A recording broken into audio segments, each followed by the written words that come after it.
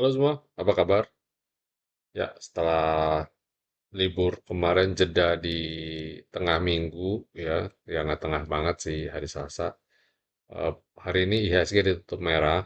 Saya rasa masih dalam koreksi sehat lah, masih masuk dalam kategori koreksi sehat.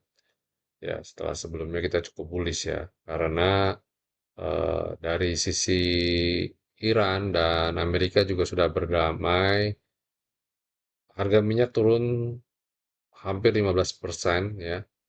Dan saat ini minyak ada di level rentang 80 ya, itu untuk WTI. Sedangkan Brent ya apa namanya agak sedikit di bawah ya.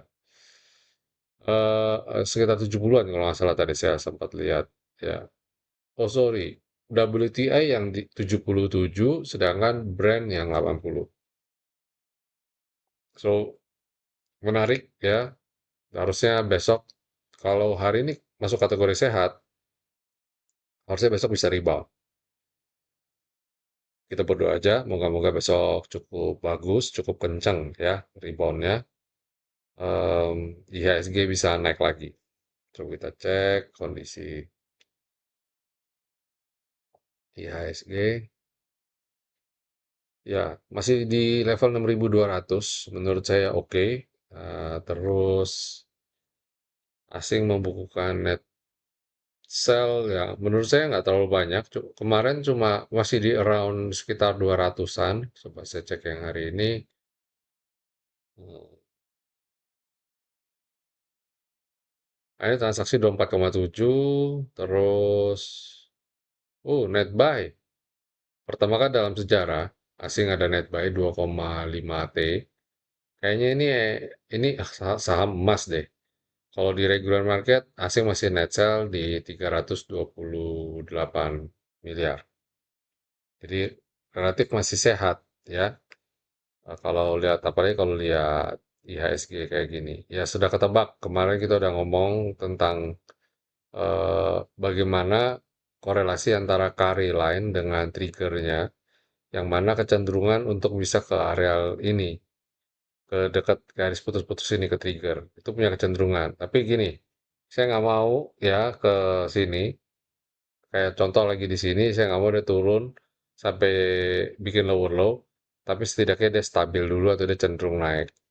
Jadi harusnya dia sideways beberapa hari di atas atau dia malah cenderung naik lebih bagus sehingga membuat garis trigger line ini bisa naik. Kalau garis trigger line ini naik dan ketemunya di atas, nah ini berarti dia positif sudah melewati fase kritisnya dan masuk ke fase pembalikan arah. So, buat besok apa yang bisa kita cermati ya? Oh, by the way, besok kan tanggal 18. Tanggal 19-nya ada pengumuman hasil, kalau nggak salah bukan evaluasi, tapi lebih pada pengumuman dari MSCI siapa yang masuk concentration list, siapa yang enggak ya. Untuk maksudnya dia akan umumkan setiap per kuartal. Nah, ini untuk kuartal ini. So, besok apa yang saya cermatin? Pertama adalah saham Devi. Sahamnya aneh-aneh, tapi believe me ini menarik ya. Terus ada kota,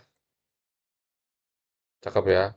Terus cyber, ini juga bagus. Kalau besok dia lanjut, oke. Kalau dia nggak lanjut, hati-hati. Dia potensi turun, nguji level yang ini, yang berikutnya di bawah dia akan turun ke sini dulu sebelum dia naik lagi. Terus ada NCKL, cakep nih ya. Ada jeda. Kalau dia bisa lanjut, menarik. Sebaliknya kalau dia kepentok ini dan koreksi, ya jualan dulu di sini lah, areal ini. Dan ESA, nah ini juga ya, cakep. Masih dekat-dekat dengan area trigger, harusnya masih relatif aman. Target di carry dan ke average cost. Kalau dia bisa naik sampai di rentang ini sih, mestinya mestinya bagus, cukup bagus lah ya. Sampai bisa sini tuh mesti di level 9 sampai 10% lah kalau di antara R1 dan R2 ini. Ya, ya itu aja dari saya hari ini. Ya, moga-moga besok market bisa rebound lagi, ya, bisa bagus. Oke, sampai jumpa semuanya. Stay safe, stay healthy, and God bless you all. See you.